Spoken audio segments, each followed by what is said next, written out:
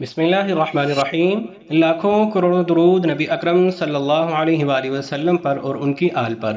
ناظرین کرام، السلام علیکم ورحمۃ اللہ وبرکاتہ۔ سلسلہ سیرت النبی صلی اللہ علیہ وآلہ وسلم کی 13ویں قسط کے ساتھ آپ کی خدمت میں حاضر ہوں۔ آج کی اس ویڈیو میں ہم نبی اکرم صلی اللہ علیہ وآلہ وسلم کا حضرت خدیجہ رضی اللہ تعالی عنہا سے جو نکاح ہوا اس کے بارے میں بیان کریں گے۔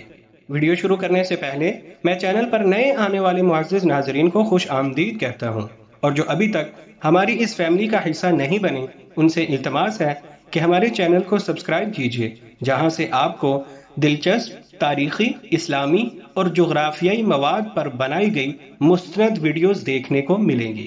حضرت خدیجہ رضی اللہ تعالی عنہ کے غلام میسرہ، جو نبی اکرم صلی اللہ علیہ وآلہ وسلم کے ملک شام کے سفر میں آپ کے ساتھ تھے، تو آپ علیہ الصلاۃ والسلام کی ذات اقدس آپ کے اوصاف سے بہت متاثر ہوئے، اور راہب نصورہ اور جو آدمی وہاں پر ملا تھا اس کی باتیں سن کر آپ نبی اکرم صلی اللہ علیہ وآلہ وسلم کے گرویدہ ہوئے۔ واپسی پر میسرہ نے حضرت خدیجہ رضی اللہ تعالی عنہا کو تمام حالات سنائے۔ ان تمام باتوں سے سیدہ خدیجہ رضی اللہ تعالی عنہا بہت حیران ہوئی۔ اب وہ اپنے چچا زاد بھائی ورقہ بن نوفل سے ملی۔ یہ پچھلی کتابوں کے عالم تھے۔ سیدہ خدیجہ رضی اللہ تعالی عنہا نے انہیں جو کچھ خود دیکھا اور میسرہ کی زبانی سنا تھا وہ سب کہہ سنایا۔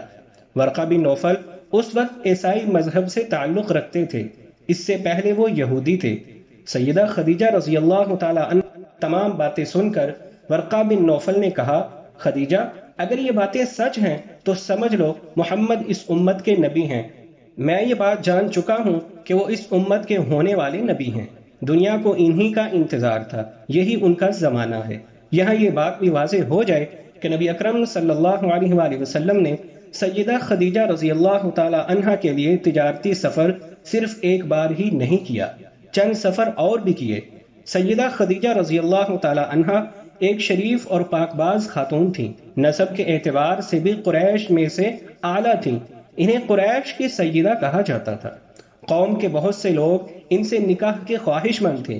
کئی نوجوانوں کے پیغام ان تک پہنچ چکے تھے، لیکن انہوں نے کسی کے پیغام کو قبول نہیں کیا تھا۔ نبی اکرم صلی اللہ علیہ وآلہ وسلم تجارت کے سفر سے واپس آئے تو آپ کی خصوصیات دے کر اور آپ کی باتیں سن کر وہ آپ صلی اللہ علیہ وآلہ وسلم سے بہت زیادہ متاثر ہو چکی تھی، لہٰذا انہوں نے ایک خاتون نفیسہ بنت منیہ کو آپ کی خدمت میں بھیجا۔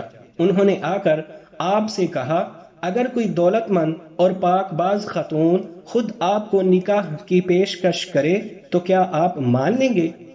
ان کی بات سن کر آپ صلی اللہ علیہ وآلہ وسلم نے فرمایا، وہ کون ہے؟ نفیسہ نے فوراً کہا، خدیجہ بنت خویلد۔ آپ نے انہیں اجازت دے دی۔ نفیسہ بنت منیہ سیدہ خدیجہ رضی اللہ تعالی عنہا کے پاس آئیں، انہیں ساری بات بتائی۔ سیدہ خدیجہ رضی اللہ تعالی عنہا نے اپنے چچا عمرو بن اسد کو اطلاع کرائی تاکہ وہ آ کر نکاح کر دے۔ سیدہ خدیجہ رضی اللہ تعالی عنہا کی اس سے پہلے 2 مرتبہ شادی ہو چکی تھی۔ ان کا پہلا نکاح عتیق ابن مائد سے ہوا تھا، اس سے ایک بیٹی ہندا پیدا ہوئی تھی۔ عتیق کے فوت ہو جانے کے بعد سیدہ کا دوسرا نکاح ابو حالہ نامی شخص سے ہوا۔ حالہ کی وفات کے بعد سیدہ خدیجہ رضی اللہ تعالی عنہا بیوگی کی زندگی گزار رہی تھیں کہ انہوں نے آپ صلی اللہ علیہ وآلہ وسلم سے نکاح کا ارادہ کر لیا۔ اس وقت سیدہ خدیجہ رضی اللہ تعالی عنہا کی عمر مبارک 40 سال کے لگ بھگ تھی۔ سیدہ خدیجہ رضی اللہ تعالی عنہا کے چچا عمر بن اسد وہاں پہنچ گئے۔ ادھر نبی کریم صلی اللہ علیہ وآلہ وسلم بھی اپنے چچاؤں کو لے کر پہنچ گئے۔ نکاح کس نے پڑھایا اس بارے میں روایات مختلف ہیں۔ ایک روایت یہ ہے کہ یہ نکاح آپ صلی اللہ علیہ وآلہ وسلم کے چچا ابو طالب نے پڑھایا تھا۔ مہر کی رقم کے بارے میں بھی روایات مختلف ہیں۔ ایک روایت یہ ہے کہ مہر کی رقم 12 اوقیہ کے قریب تھی۔ دوسری روایت یہ ہے کہ آپ صلی اللہ علیہ وآلہ وسلم نے مہر میں 20 جوان اونٹنیاں دیں۔ نکاح کے بعد نبی کریم صلی اللہ علیہ وآلہ وسلم نے ولیمے کی دعوت کھلائی، اور اس دعوت میں آپ صلی اللہ علیہ وآلہ وسلم نے 1 یا 2 اونٹ ذبح کیے۔ ناظرین کرام، اب تک کے لیے اتنا ہی، پھر ایک نئی ویڈیو کے ساتھ آپ کی خدمت میں حاضر ہوں گے۔ اپنی دعاؤں میں یاد رکھیے گا، تب تک کے لیے اجازت دیجیے، اللہ حافظ۔